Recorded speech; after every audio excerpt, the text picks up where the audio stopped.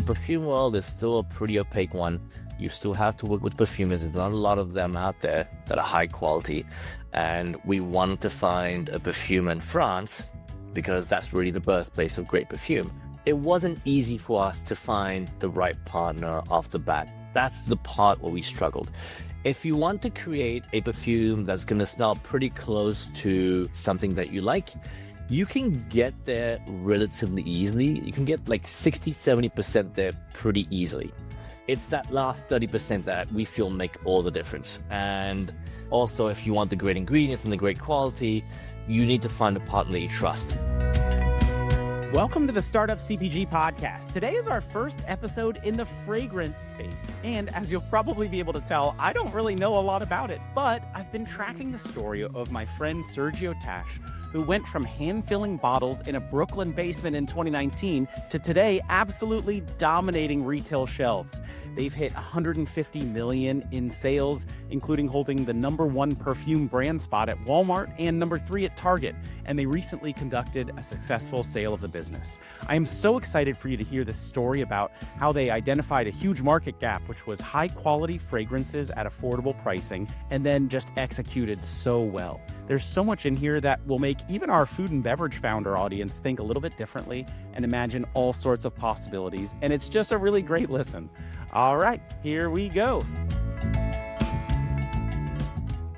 Sergio, welcome. I saw all this news lately about your sale, and it was so interesting to me, I think mainly because I've known you for a long time. We haven't really kept up properly, but I just had no idea about this absolute rocket ship that you were on. And it's also funny because I think for me and having built a brand, I would use things like LinkedIn so much. Every time we got an account, I would celebrate that milestone and try to get the next one going through a lot of FOMO and excitement. And I don't think I really ever saw this stuff from you. And then all of a sudden, I learned that you're doing like $150 million in retail sales and have done this really successful sale. So I'm just so interested to learn more about this. But first of all, did everyone know about it but me? Or were you just one of those really responsible operators, like actually just keeping your head down and building the business? So first of all, it's so good to reconnect after all these years, and thank you for having me. No, you're not the only one. Don't worry. I think we were kind of purposely more under the radar. And yes, part of it was to build the brand and focus on that. But also part of it was we just didn't want to expose our growth and our success from the get-go. And we were just focused on executing. But I think now, looking back into it, I think there's a happy middle that's somewhere there. I think we should have been a bit more, maybe a little bit more forceful in communicating our success. Because I do think it does help the brand to some extent. You don't have to overdo it. But I remember having some comments from potential buyers. For example, in Europe, we went to a trade show. And one of the comments that we got from that person was, she saw the booth was super busy, and she saw the success, and she said to us, look, I know you guys reached out to us about a year or two ago. I didn't realize how big the brand was. So I do think there's some happy middle there that we should try to find, and that's something that we probably will be working on more in the near future. Okay, so just tell me a story, Sergio, because I don't know the story of the brand. Obviously, you guys have had such massive success. And really, so just so everyone knows, Sergio and I know each other because we went to business school together. We played rugby together at business school. The good old days. Yeah, the good old days. I mean, at that time, though, I think you really don't know a lot about people professionally. I think you know a lot about what it's like to play a sport with people and have fun with people. And you're being competitive. And really, some people, I would say, show their leadership skills and other traits. But I mean, really, we're having a good time and really just kind of bonding more on a personal level. And yeah, I just hadn't kept up so much. And then all of a sudden, you've got this fragrance business. And I didn't even know you had a background in this whole area. So just super interesting to me. So do you mind just tell us the story, start at the beginning, and tell us how this whole thing got started? 100%. So after those 2 amazing years in business school together, where we did bond, play rugby, have a couple beers, all that good stuff, I was in banking for a couple years. And then after a couple of years, decided to switch to entrepreneurship and started in the DTC beauty world. So the first brand that I had was a hair care company, and specifically a hair extensions company. And let me tell you, when I told my parents that I wasn't in banking anymore and I was selling hair online, their reaction was quite interesting. But that's how I got my first success. It was a small business. We started off with 20K on our bank accounts with my friend of mine who was my mentor. And we made something out of nothing, which was cool. He had a lingerie business that was very successful, and it was a side project for him. And I was running the day to day. And after a couple of years, that business was making about 4 million of sales a year. So we were happy. It was literally made something out of nothing, which was cool. That gave me the appetite of doing some other stuff. So after that, I sold my shares to my partner. I had a skincare company, which also self-funded, which went absolutely nowhere. And then after that, when I finally decided to shut down the skincare company, I had a phone call with the person who became our first investor. And we were just discussing various things around the e-com world and the beauty world. And the topic of perfume came up. And it was really the proverbial aha moment. And we both said to ourselves, there's got to be a better way of doing this. How does it make sense that to go out on a date and smell nice, you have to fork out, I don't know, $150, $200 plus at Sephora? There's got to be a way of creating high quality fragrances at an affordable price, especially when you know the margins in the perfume industry, which are absolutely bananas, insane. So just to give you an example, Daniel, when you buy a bottle of perfume and you pay up whatever the price is, $150, $200, the cost of making that liquid inside the bottle is like $1, literally $1. So the margins are insane. So what we did is we decided, why don't we create a product, take all the great things that make a luxury perfume fantastic, which are great ingredients, great craftsmanship, made in France, and just remove all the fluff. So we had, and when we started, a simple packaging, nothing super ornate. We had a simple bottle, nothing fancy. And we really tried to make perfume what we think perfume should be about, which is the actual, liquid inside the bottle. And that's how the business started. We made great perfumery, made in France, same high quality ingredients as all the great brands that you know and love, but priced at $29, $39, and $49. So much more affordable for everybody, and not just the lucky few who can spend that kind of money in the big stores. So, okay, let me ask you this. Actually, last night had a really great discussion with Professor David Bell, who was a Wharton professor when we were there. He's a legendary guy because he was one of the early investors and advisors for some of the most epic D2C brands out there, including Warby Parker and Harry's and Cotopaxi, all these different brands. And we were talking about the Warby model, and everyone, I think, is pretty familiar with that story now. But these are the very early days of e-commerce and the idea of, hey, we're going to just really reinvent a kind of broken industry here by selling glasses online. And of course, the question at the time, which is not a question today, is, will people do that online? Don't they want to just go into the store and try this? So I guess then my question to you would be, were you concerned about that at all? Because the way that I would buy a fragrance, which I recently have done, actually, I was like, I should start smelling nice. Everyone's doing the self-care revolution. And I would just honestly, I don't know if this is the most responsible thing to do, but I would go to the airport because I am always in the airport and I have a lot of time to kill, and try pretty much every single fragrance there, find the one that I like, and then buy it on Amazon. So where it's way cheaper. Because of course. It's way cheaper. But I would have to go through that process because I would try 100 and literally only like one of them, just the way it smelled, that it felt right for me, that wasn't too much, or So did you feel like that was good? Because I know you started D2C, but did you worry about people doing that, or because you have reference SKUs where you can tell people what it's going to be compared to, you felt like you could get over that hurdle? So first of all, absolutely. In beauty, you can buy online. It's relatively easy. But when it comes to fragrance, to your point, it's important to try the product because it might not match what you like. It might not match your skin. What helped us in the beginning, to your point, is that the initial 20 fragrances that we launched were impressions of scents that you know and love. And when I say impressions, they're dupes. So they smell exactly the same as the fragrance that you know and love. So that gave us a huge leg up in terms of getting those first conversions in and getting those first sales in. That was big for us. So that obviously helped. The second point was the price point was very accessible. So, you weren't committing a huge budget to this. If you take perfume companies that have more expensive perfumes, they'll have discovery sets, and then you buy the discovery sets. And then once you find a perfume that you like, you come back, you buy the whatever, $200 perfume, you get a refund for your discovery set, whatever. We didn't have that issue because the price point was very affordable. And 3, we made the return process super, super simple. So we said, look, you're going to buy a perfume for $29. If you like it, amazing. If you don't, try it on. If you don't like it, send it back to us. No questions asked. So it doesn't matter if you didn't use it. It doesn't matter if you finish half the bottle. It's okay. Just send it back to us and we'll refund you. So those are the things that we thought about in terms of getting those initial conversions in. And that's how we did it. But no, to your point, I always like to say we did fragrance the hard way, which is to sell online. But that's how we got over the hurdle, is getting those orders in. And you know what? Return rate's actually pretty low, like sub 5%. So very manageable. That is so interesting.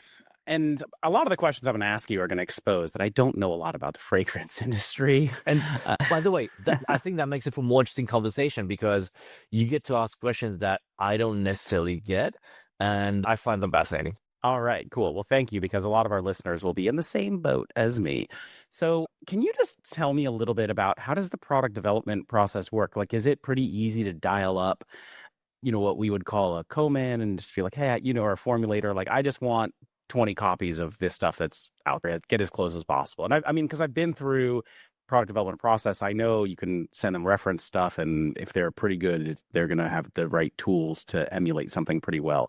Is that process pretty simple, or was that really complex to actually get the fragrances where you wanted them to be? So let's start by actually telling you listeners what perfume is. If you think about what perfume is a chemical reaction that happens to smell nice. I mean, that's really it. It is a mix of ingredients that you put together, and that creates a smell that smells nice. So it's really at the intersection of chemistry and art, in a way, science and art, which first of all, I found fascinating. Number 2, no, it's not that easy. The perfume world is still a pretty opaque one. You still have to work with perfumers. There's not a lot of them out there that are high quality. And we wanted to find a perfume in France because that's really the birthplace of great perfume. It wasn't easy for us to find the right partner off the bat. That's the part where we struggled. If you want to create a perfume that's going to smell pretty close to something that you like, you can get there relatively easily. You can get like 60, 70% there pretty easily. It's that last 30% that we feel make all the difference. And also, if you want the great ingredients and the great quality, you need to find a partner that you trust. So to answer your question, no, that process was not easy. That's something that we kind of struggled with in the beginning. And thankfully, we found our partner pretty quickly. We kind of lucked out, to be honest with you, because we reached out to a lot of them. But I feel that process was a key moment in our success. Well, that's good to hear. I don't want to hear that it was too easy for you, just given all this incredible success. So I'm glad to know that you had to put some real... Yeah, that was some struggle. Yeah, good. You'll be happy to learn. Okay, and then can you just talk to me a little bit about the economics of growing this kind of a business direct to consumer? Because you've got then the lower price points than some of your competitors. Probably your cost of goods would be, I don't think you're investing as much as some of them might be into just the fanciest bottle that you can find out there, right? Because you have to differentiate it somehow. But how do those D2C economics work for you as you're growing? Where are you investing to really get that early traction? So the first thing is we wanted to make sure that we could produce, first of all, a bunch of perfumes, not just one, and make it cheap enough, high quality, but cheap enough to produce that we can actually make a margin. So we used a couple of strategies that we thought were going to help us. So as I mentioned to you, part of the brand is that we don't use fancy bottles, but we have a simple, elegant bottle. If I can find one, there you go. That's one of the bottles over here.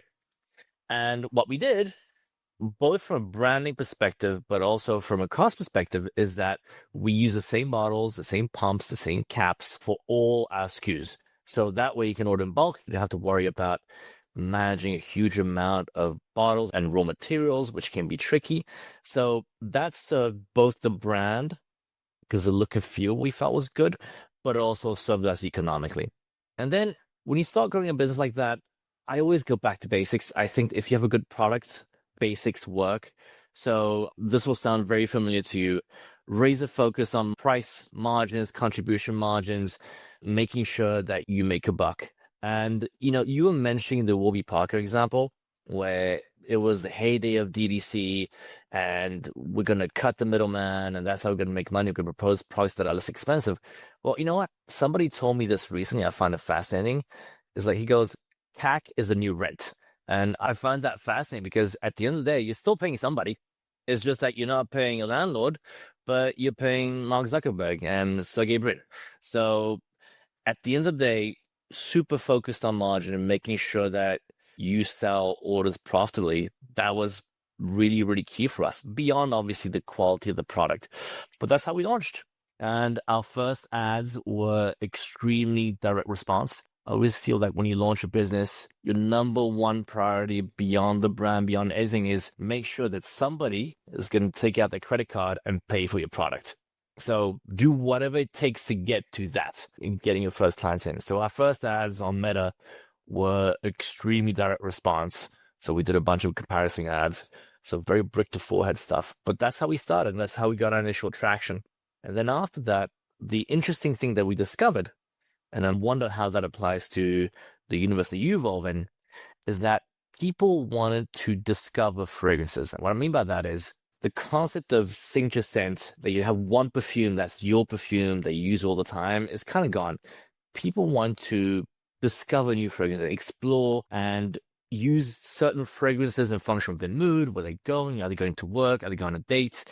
And that served us well because knowing that, we expanded our collection of perfumes quite dramatically. So we started off with 20 perfumes, and now we have over 150. So I always say, we will have something for you that you will like. And the final thing that I want to mention, which I think is really important for DTC, is at the end of the day, our price point is pretty low, right? And if you think about unit economics, you want a high enough AOV to cover your CAC and to cover your acquisition costs. At the end of the day, you can have the best margin in the world. If you sell a product for $10, you don't have that much room for acquisition. So we were really focused on trying to make sure that people buy multiple products in one go. So when people would buy with us, they would tend to buy 2 to 3 perfumes in one go and not just one. And that helped us tremendously get enough dollars in to be able to pay more for acquisition costs.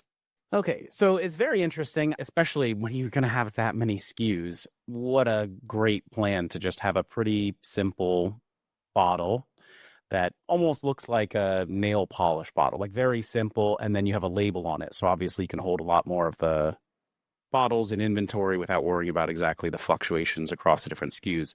So that really makes sense.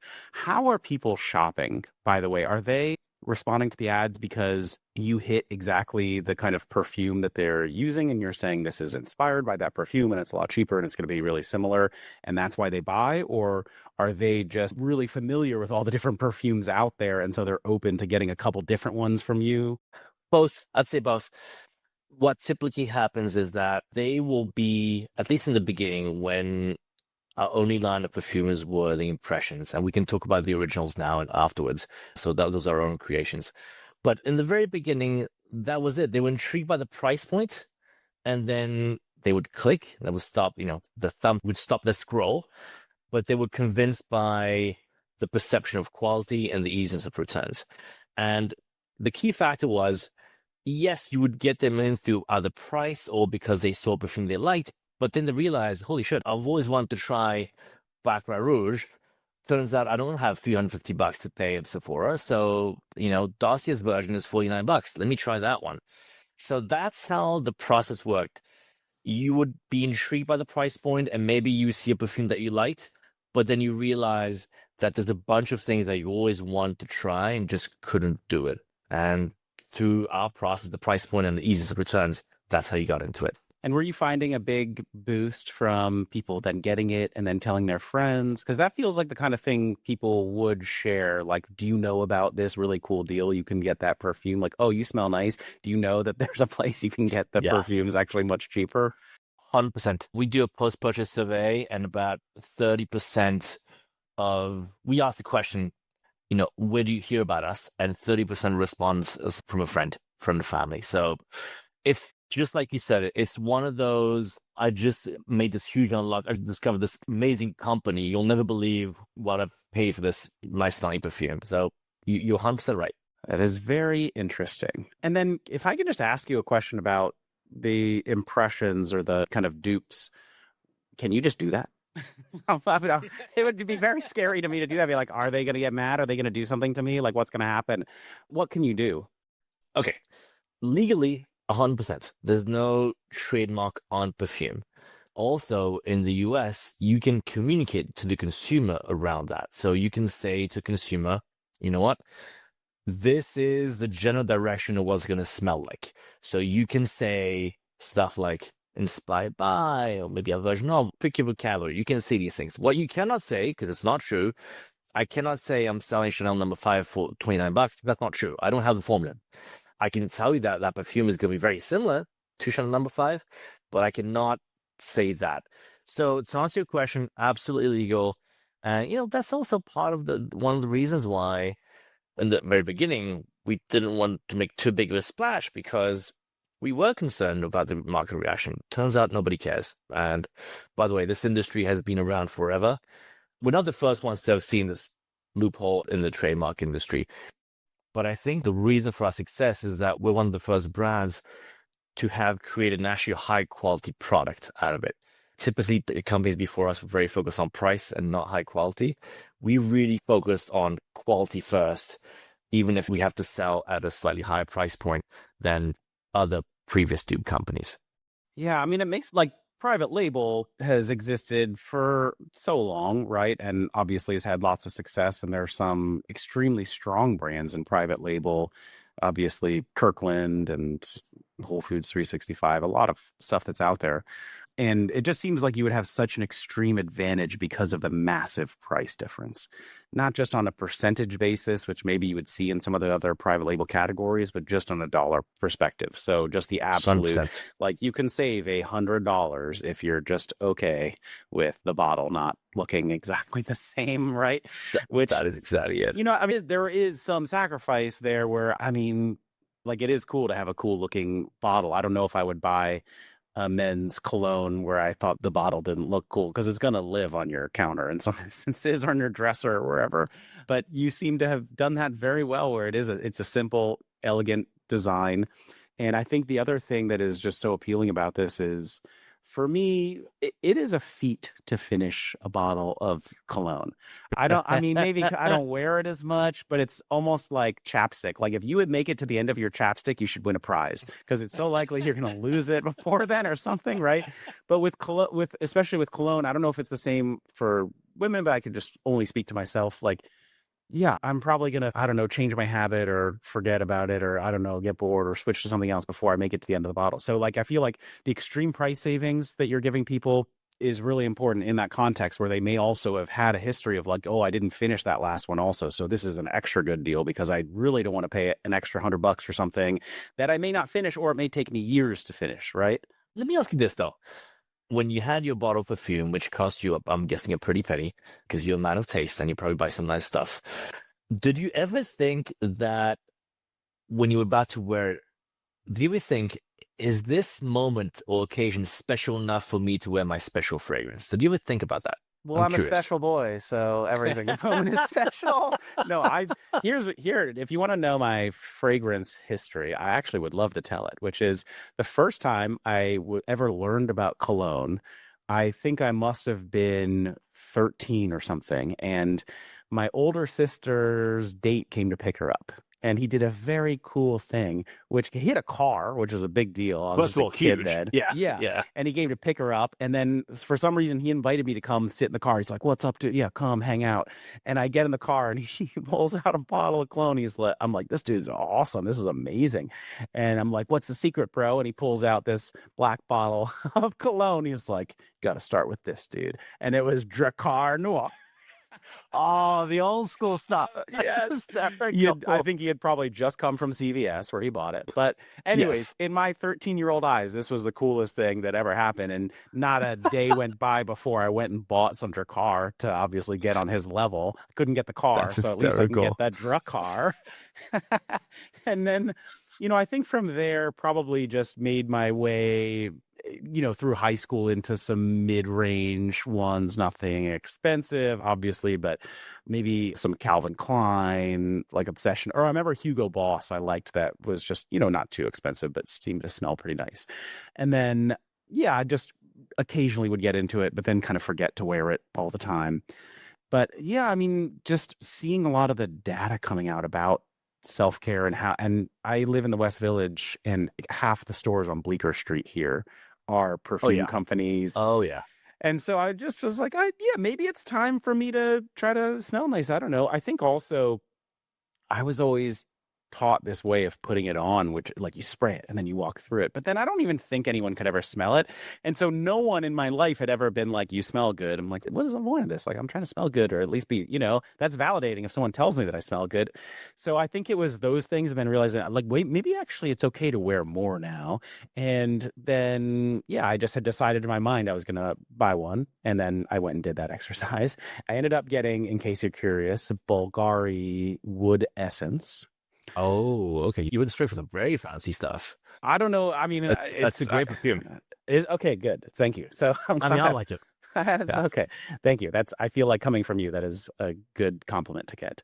So, and it's not cheap, but I also like that it comes in a little travel size, because I'm a man on the road a lot these days, but I actually get tons of compliments for it. And I really enjoy those compliments now. It's nice, isn't it? Yeah, it's nice. It is very nice. Yeah. Okay. So anyways, bit of a tangent, but now everyone has gotten to know me a little bit here. I want to come back. I think it's an important point. Not to bore the audience, but given what my 20-second history with perfume, I would always get them as a gift all the time. And it would generally be like for my birthday or Christmas, whatever. It would be like a nice, like a Gucci, like a nice bottle. And for me, it was always like, shit, man, I'm going out. Is this moment special enough to wear my special cologne? And because it was expensive, And what I've noticed as a behavior, at least for our customers and even for myself, I mean, I have a ton of perfume now, obviously in the office, but you don't think about it anymore. You just wear it. Oh, you go to the bodega? That's great. You know what? I'm going to buy a sandwich, wear perfume. Do 20 specific, go nuts. It doesn't matter. It's $29. And you get to smell nice and enjoy those products way more often because it's easy and it doesn't cost you that much money. And you get to try different things. That's what I think we've unlocked with a lot of our consumers. And that is actually the trend. So I have shown a lot of these data slides to people, but last year, if you look at the top 10 categories that were actually growing in grocery, fragrances was one of them. And when you dig into it, you're like, oh, okay, but we've had all this inflation and there's like premiumization of so many different categories. And the Nielsen IQ team I was talking about, they're like, no, that's not it. It's actually in the lower tiers. It's more accessible stuff and the mists and all of that. So yeah, it seems like you probably caused a lot of that. And we're also just in the right place for that kind of self-care revolution to be hitting as well. Daniel, you're spot on. And I'm glad you brought that point up because it's an important point. Everybody sees the increase of the price points of luxury fragrances, at least people who are, like perfume or are in the industry. But the growth is coming from mass. You are 100% correct. I'm glad you brought that point up because there is something to be said, at least in this industry. I'm curious how it applies to other industries, but in this industry where the affordability and the democratization of the industry makes a big difference and brings new people into the industry that couldn't necessarily afford to be in that industry before. So I want to talk to you about retail, which we will in just a second. I'm really curious how that works for you. But First, I just have to ask because I think probably everybody listening right now is like, gosh, that was smart. What you guys did is incredible. Could that be done in other categories? What do you think? Could somebody dupe the dupes and take your approach to other categories, whether it's in beauty, or do you feel like there's room for this in some of the other categories? Where would you be trying this if you weren't obviously just heads down, really focused on the fragrance space? It has been done. Like take Elf, for example. For those of you who don't know, Elf is a beauty company that do have a whole line of products. And, in the beginning of the company, they were very clear about what they were doing. They were just using the same formulation or roughly the same formulation as the big brands, but selling those products for less than $10. So this is not new. And Elf is like a multi-billion-dollar company, public company. They're huge. So this is not new. It's been around forever. There's a company called McCo Beauty based in Australia. That's what they do too. So yes, you are seeing that develop into other industries, and it's been going around for a long time. Yeah, absolutely. I think that whenever you have high margin products and the brand is based on aspirational values, and that's amazing, by the way, those brands have created fantastic universes. But where are you going to have that? There's oftentimes, there's going to be an actor saying, hey, by the way, I can do the same quality for less and give more value back to consumer. So yeah, no, that has been around for a long time. And if you can find another industry to do that in, you should absolutely do it because there's a lot of money to be made in that type of business. All right. And so speaking of making money, now let's talk about going into retail, because obviously you had tremendous success direct to consumer, found the messaging and the product that really resonated. But like a lot of people, obviously saw that big frontier of retail and what would eventually lead you to being number one at Walmart, which is incredible. It's a huge feat. So can you just talk to me about how you took that decision, what kind of plan you went in with, and some of the learnings along the way? Daniel, I'm going to start by saying we were so fucking clueless in the beginning. I'll start by saying that. And my background has always been DTC and, being around those people from Morby, from Harry's, and those people really led the way for people like me in terms of the DTC world. So we were very focused on that. And it was almost like grimly negligent for us to not go into wholesale earlier. I do think there's something to be said about going to wholesale too soon. We can talk about that maybe. But what happened to us is that we're very focused on DTC. Our journey was we created that brand online. That's how people knew us, especially on TikTok. So every time we'd have a new recruit hire somebody new, and they would announce to their former company, hey, by the way, I'm leaving. Oh, where are you going? I'm going to Dossier. The TikTok brand. So we were known as, and still are known as, the TikTok brand. So we're very big on TikTok and TikTok Shop. So that was our journey and how we created that brand for us. And that's how we continue developing the brand. For us, wholesale was almost, it sounds shocking to say, but almost a fluke. We got an email on help@dossier.co from somebody from Walmart say, hey, by the way, I love your brand. We should talk. And the customer care team, I kid you not, sends me that email saying, hey, I'm about to delete this. I'm pretty sure this is a scam. But before I do that, let me just double check with you to make sure. So I'm like, this can't be a scam. Why? And turns out, no, it was actually somebody from Walmart. We started off as a program, did well because we had done the work of creating that brand online, did very well in a Valentine's Day program. And then they asked us to, partner up. And we started with 1,400 doors and then quickly expanded to 4,000, the full rollout. And now we have up to 30, 32 SKUs in some of these stores. So it's been a big development. But when I tell you all this stuff, some of your listeners must be on it. Is this guy stupid? Of course he should have done. Of course he should have done wholesale. It's so obvious. That's what, especially in an industry like perfumery, where trying and sampling is so important. So that's how it started for us. Obviously, we saw the huge opportunity and we rolled out a Target and all their doors now. So we're redeveloping that relationship too. And internationally too, we're rolling out into a bunch of wholesales in Mexico, and we're in Boots in the UK too. So that's been the growth trajectory. And just to give you a sense of the numbers, wholesale online is still the biggest piece. Wholesale is growing very fast though. I mean, it makes a lot of sense to me. I feel like you would have such a strong fit with shoppers at Walmart and Target, especially just given how many SKUs they're interested to bring you on. And one thing I know about buyers is they really like it when they're talking to a brand they think is going to bring people in store, right? And getting to be the one who has such a hot D2C brand, especially with so many SKUs, I'm sure that they were just over the moon. And can you just tell me a little bit about how fragrances work when you're doing wholesale going into retail? I know it a lot in this like food and beverage space. There are a couple main broadline distributors that you can use to get into the stores, or you can go direct, or some high velocity products might have a direct store distributor. What is the supply chain typically like with fragrance? And was that a big learning? What are some of the big watch outs there? So there's two pieces to the answer. As one, the relationship with the wholesaler, and two, the operation, the logistics piece.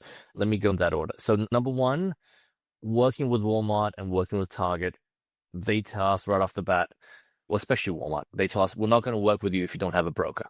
And what the broker does is that is your intermediary who's helping you with the relationship, with the operations, especially as a new brand, trying to get you settled in, because the buyers don't necessarily want to deal with a brand that doesn't have a lot of experience in wholesale. So the model for us is that, at least when we talk to these big wholesalers, is that we go through a broker who helps us out.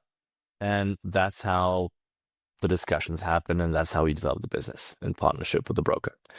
On the operations side, it was super, super difficult for us. As I'm sure you know, operations and logistics for a DTC business are very, very different than wholesale. The amount of inventory you have to build, shipping units is not the same thing as shipping pallets. Your 3PL is always going to say, our partner was amazing, but your 3PL is always going to tell you, oh, we do both really well. No, they don't. They either tend to specialize in DTC and they tend to specialize in wholesale, and these are two different businesses.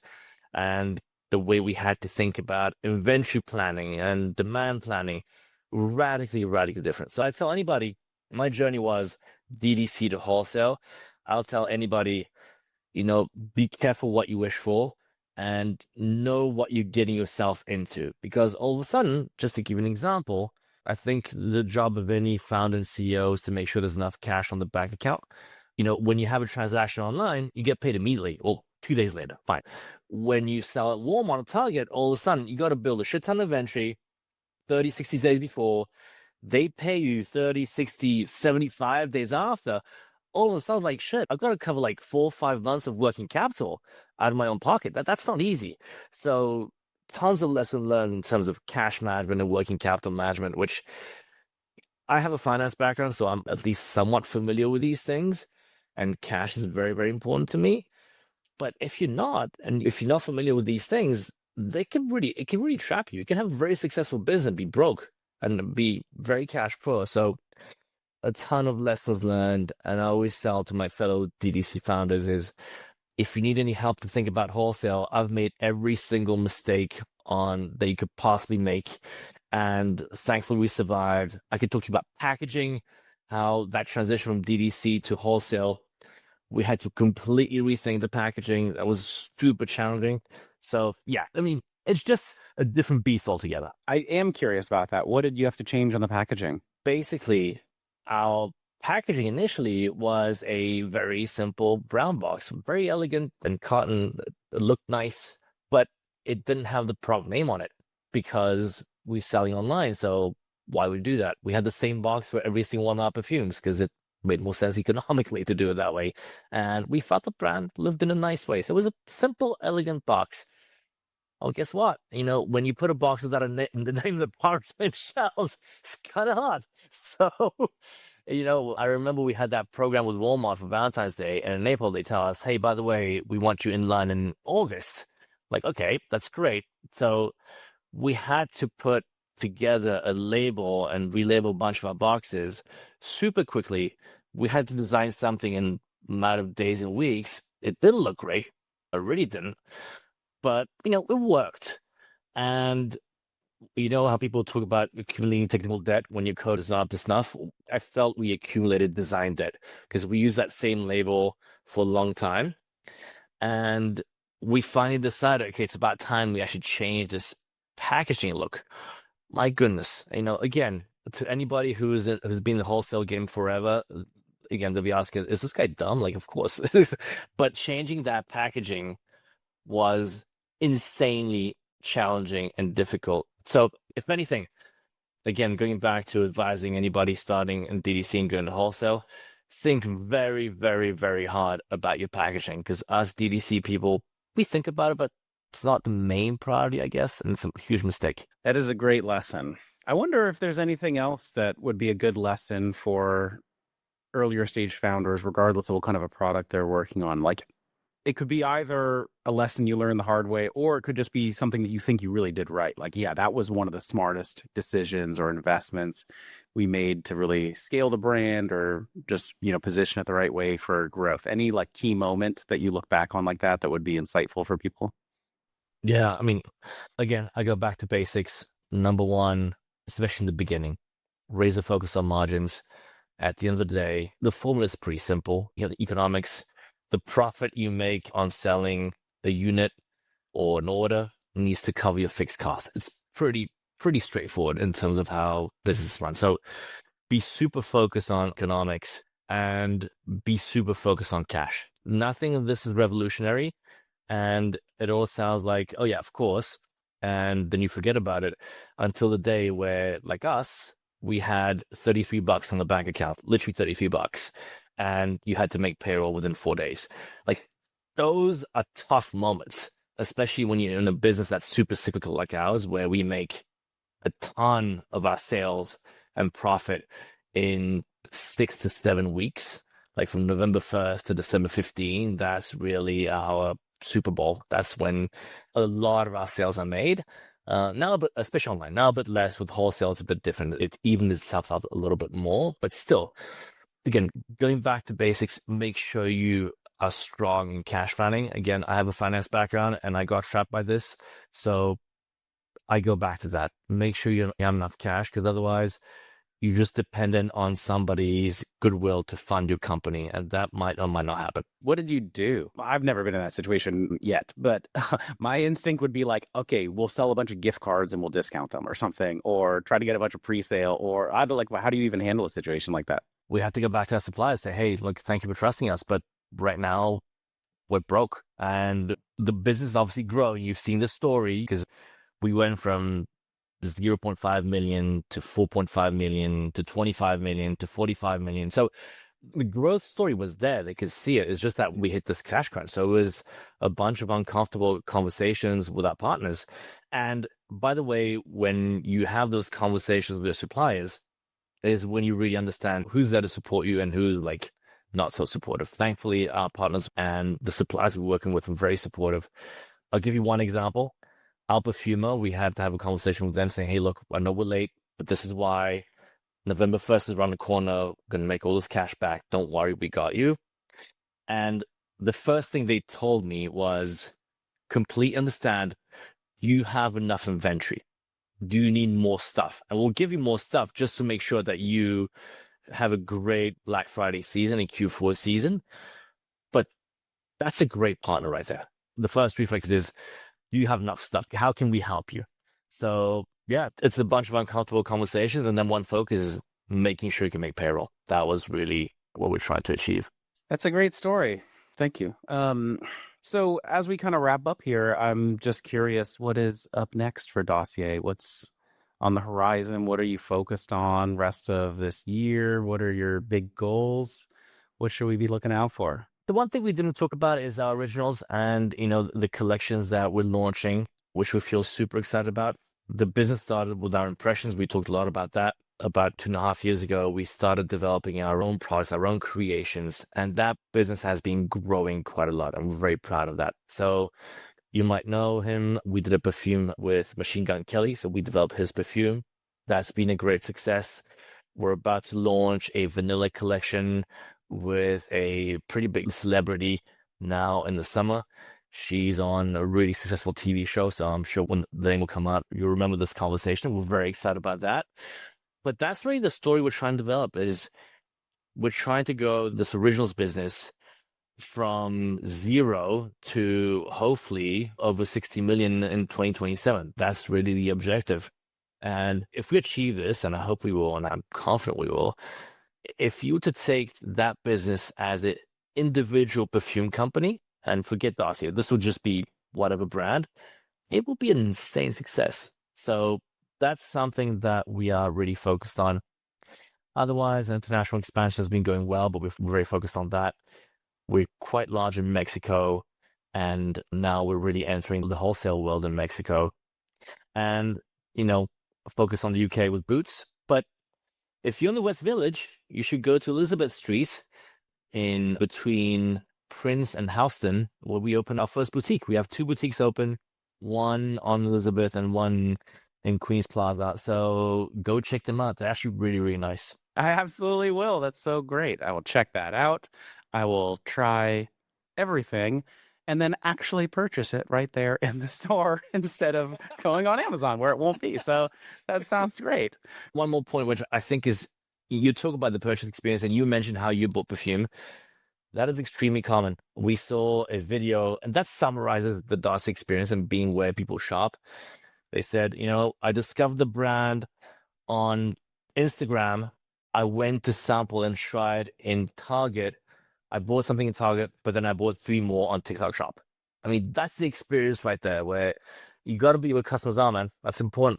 I think probably also once people try you, then they have the trust, right? So then they'll just be open and interested in the different flavors. I think you could say that about something like Poppy. Maybe you tried it somewhere once and you feel, okay, I like this flavor, so actually I am open to just trying their other flavors that are out there. 100%. That's great. Well, Sergio, this has been super fun. I'm really excited for all of our listeners, but also just all of your and my friends to actually get to hear this story now that it'll be just out there in the ether for everyone. So I really want to thank you for coming on and just giving us the chance to hear all of this and learn all about the fragrance world with you, which has just been super interesting. And I'm really excited to go and check out some of these originals as well, because I'm an original kind of guy and I need an original sound. Let's go. There you go. All right. Well, great. Thank you so much for having me. It's been an absolute pleasure, first of all, reconnecting, and second of all, chatting with you. Thank you, my friend.